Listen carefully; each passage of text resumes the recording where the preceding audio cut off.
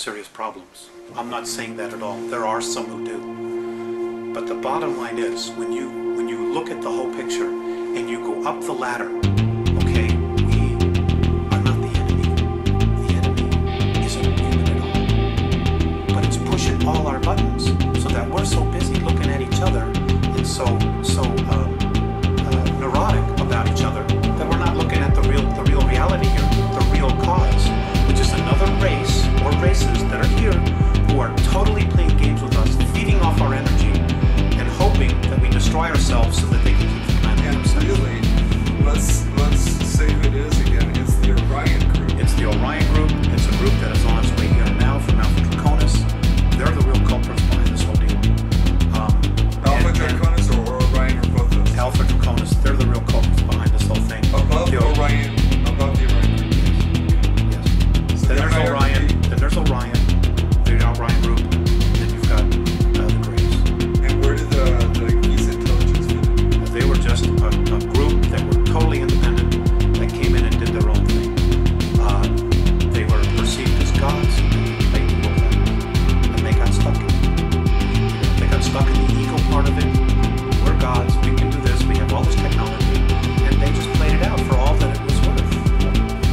Okay. To be honest with you, at this point, they're not really much of a factor anymore. You know, Geese Intelligence, they're not much of a factor at all. What should a human do if they encounter a renegade San Francisco? What would you do? Stand in their truth. Stand in their truth. Just look at them. If they try to project their thoughts into your head, you just stand firm with who you are and you say, no, you are not coming into my head. You are not taking me over, and you are not going to violate my free will. I don't give a damn who you are. Leave me alone. Period. Because if it's a benevolent, they will not try to do it. They will not try to take you over. They will not try to put crap into your head so they can feed off of your fear. Period.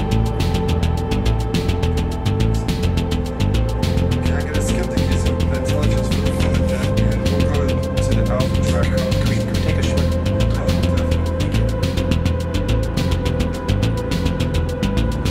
You know, Rick, there's something else I want to stress here, and that is, and this is something that the Andromedans have really stressed.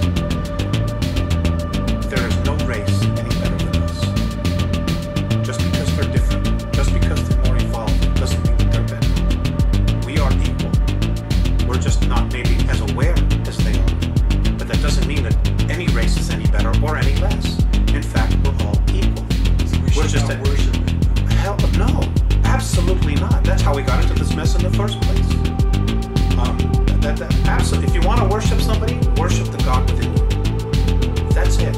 Worship no one else. And if you're going to have a tyrant in your life, let it be that part of you that is critical of you. Let that be your only tyrant. Don't give anybody else any power outside of your physical form to be a tyrant, to control you, or manipulate you in any way. Be yourself. Because if you are yourself, you're a part of God, and that part of you knows what to do. It knows the right way to live. And, you know, this is really interesting. Because of our genetic makeup, the 22 different races, and all of the DNA and the racial memories that we have and the genetics that we have, because of the fact that we are spirit, you know, and this is an incredible thing, do you know that the Andromedans actually consider us royalty? They consider us royalty. We obviously aren't acting like royalty, but we're the only ones in our galaxy that can make the claim to having the genetics that we have, and the possibilities and the capabilities